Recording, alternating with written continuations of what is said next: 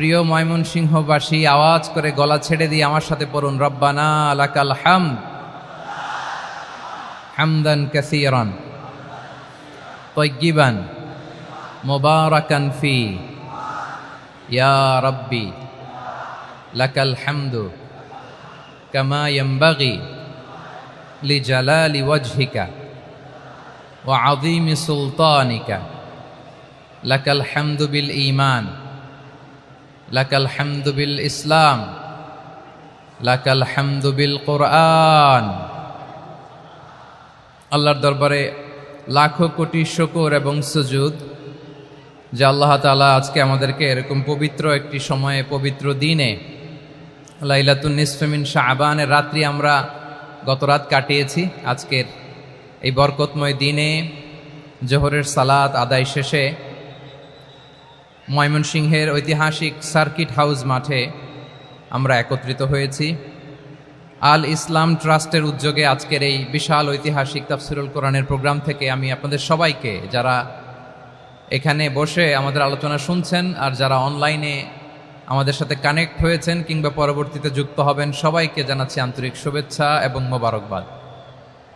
আল্লাহ রাব্বুল ইজ্জা ওয়াল জালালের দরবারে শুকরিয়া জ্ঞাপন শেষে আমি আজকের প্রোগ্রামের অর্গানাইজিং কমিটি আল ইসলাম ট্রাস্ট ময়মনসিংহকে অন্তরের অন্তঃস্থল থেকে ধন্যবাদ জানাতে চাই, শুভেচ্ছা জানাতে চাই। দীর্ঘদিন ওনারা অনেক পরিশ্রম করে, অনেক প্ল্যান প্রোগ্রাম করে আমার বিভাগীয় প্রোগ্রামগুলোর একটি প্রোগ্রাম, ময়মনসিংহের প্রোগ্রাম, এই বিশাল ঐতিহাসিক ময়দানে ওনারা অ্যারেঞ্জ করেছেন। আমি এই অর্গানাইজেশনের সাথে যারা জড়িত তাদের জন্য দোয়া করছি, তাদেরকে শুভেচ্ছা জানাই, মোবারকবাদ জানাই। আজকের এই প্রোগ্রামে সভাপতিত্ব করছেন শেখুল হাদিস হাফেজ মাওলানা নুরুল ইসলাম দামাত বারাকাতুহুমুল আলিয়া, প্রাক্তন হেড মুহাদ্দিস, কাতলা সেন কাদেরিয়া কামিল MA মাদ্রাসা। উনি আপনাদের এই এলাকার শতবর্ষী একজন আলেম, তাই না?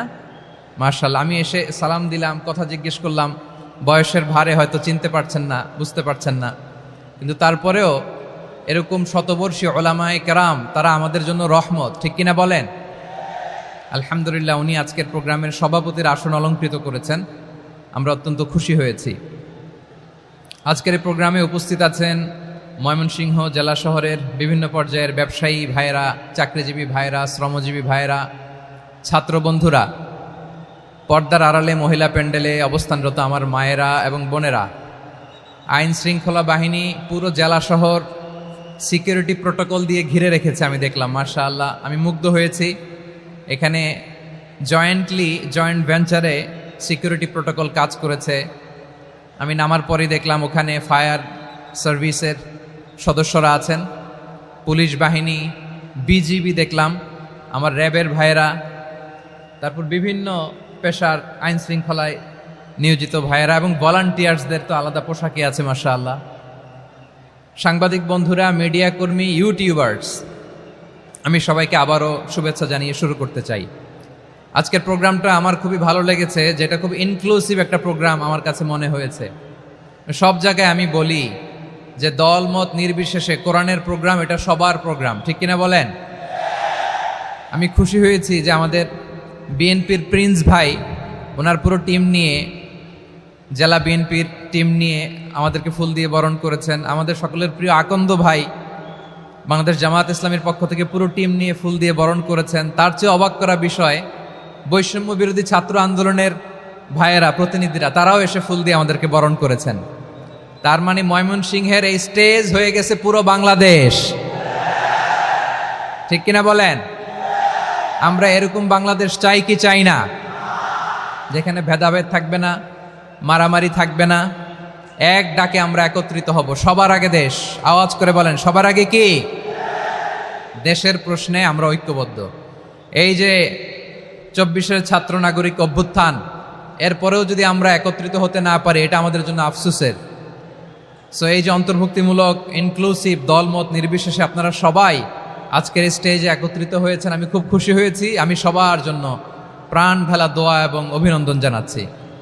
প্লে কার্ড নিয়ে যারা দাঁড়িয়েছেন তাদেরকে শুভেচ্ছা, ব্যানার নিয়ে অনেকে দাঁড়িয়েছেন শুভেচ্ছা, ফিলিস্তিনের পতাকা নিয়ে দাঁড়িয়েছেন তাদেরকে শুভেচ্ছা, লা ইলাহা ইল্লাল্লাহ মুহাম্মাদুর রাসূলুল্লাহর পতাকা উড্ডয়ন করছেন, তাদেরকেও প্রাণ ঢালা অভিনন্দন। আমার প্রিয় ভাইরা, আমি চাইব যে 1 থেকে 1.5 ঘন্টা আমরা একটু নিশ্চুপ থাকি। আইন শৃঙ্খলা এবং ভলান্টিয়ার্স যারা আছে, স্বেচ্ছাসেবক, তারা সর্বোচ্চ চেষ্টা করছে সুশৃঙ্খল পরিবেশের জন্য। সব জায়গায় নিশ্চুপ, 2-1 জায়গায় একটু ঠিকঠাক হচ্ছে। আপনারা ঠিক হয়ে হয় বসে যাবেন, নয় দাঁড়িয়ে শুনবেন। আওয়াজ করা যাবে না আজকের এই প্রোগ্রামে। আওয়াজ করবেন? রোজা রাখছেন না সবাই? হ্যাঁ, অধিকাংশ রোজা, আমরা সবাই রোজা। সো রোজা রেখে শাউট করে কথা বলাও আমার জন্য কষ্টকর। আমি এই সহযোগিতাটুকুন চাইব। সবাই রোজাদার, এই যে হাজার হাজার লাখো জনতা আমি দেখতে পাচ্ছি, নিজের সেফটি সিকিউরিটি এনশিওর করে মুভ করবেন। সামনে গেলেও দেখে শুনে, পেছনে গেলে দেখে শুনে, কোনো দুর্ঘটনা, হতাহতের ঘটনা যাতে না ঘটে। ময়মনসিংহের জেনজি তারা যে সুশৃঙ্খল, আজকে গোটা বিশ্বকে দেখাই দিতে হবে এখান থেকে, ঠিক কিনা বলেন? মাশাআল্লাহ। আমার প্রিয় ভাইয়েরা, আসুন আমরা কাল বিলম্ব না করে মহাবিশ্বয় মহাগ্রন্থ আল কোরআন আল কারিম থেকে তাফসীর শুনি, যেহেতু এটা তাফসীরুল কোরআনের প্রোগ্রাম। আর কোরআনের প্রোগ্রামের একটা আদব আছে, একটা বৈশিষ্ট্য আছে, এখানে হট্টগোল করা যায় না। হট্টগোল করা যায় না। মাশাআল্লাহ, মাশাআল্লাহ। নিজ দায়িত্বে আইন শৃঙ্খলা বাহিনী থামতে বলবে, স্বেচ্ছাসেবকরা থামতে বলবে না। আপনি দায়িত্বশীল। আজকে আপনি হচ্ছেন এই প্রোগ্রামের হোস্ট, আমি গেস্ট। সো গেস্টের সাথে কি আচরণ করবেন আমি দেখতে চাই। সবাই ঠান্ডা হয়ে যাবেন, কোনো আওয়াজ নাই। মাশাআল্লাহ, এই তো বলার সাথে সাথে ঠান্ডা হয়ে গেছে। মাশাআল্লাহ, এই যে এদিকটাও আওয়াজ হচ্ছিল, এখন ঠান্ডা। মাশাআল্লাহ, মাশাআল্লাহ, তাবারাকাল্লাহ। জি, দেখেছি। শান্ত হতে হবে, শান্ত হতে হবে। আমি শুরুতেই হাত নাড়িয়ে শুভেচ্ছা জানিয়েছি আপনাদের।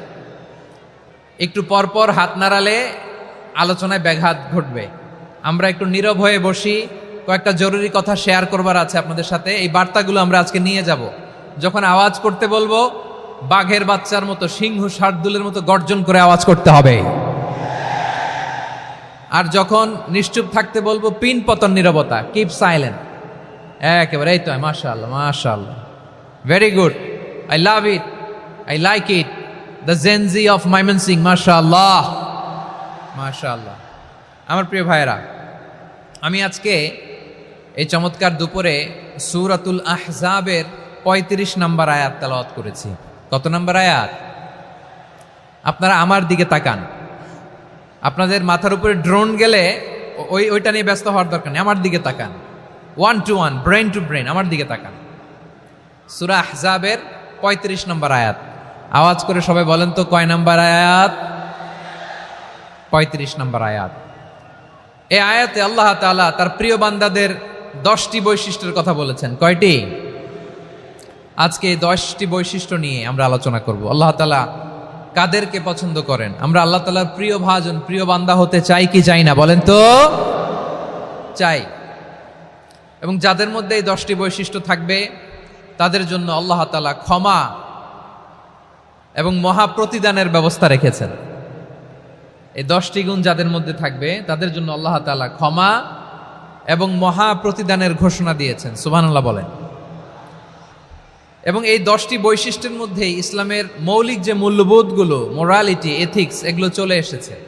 মৌলিক কথাগুলো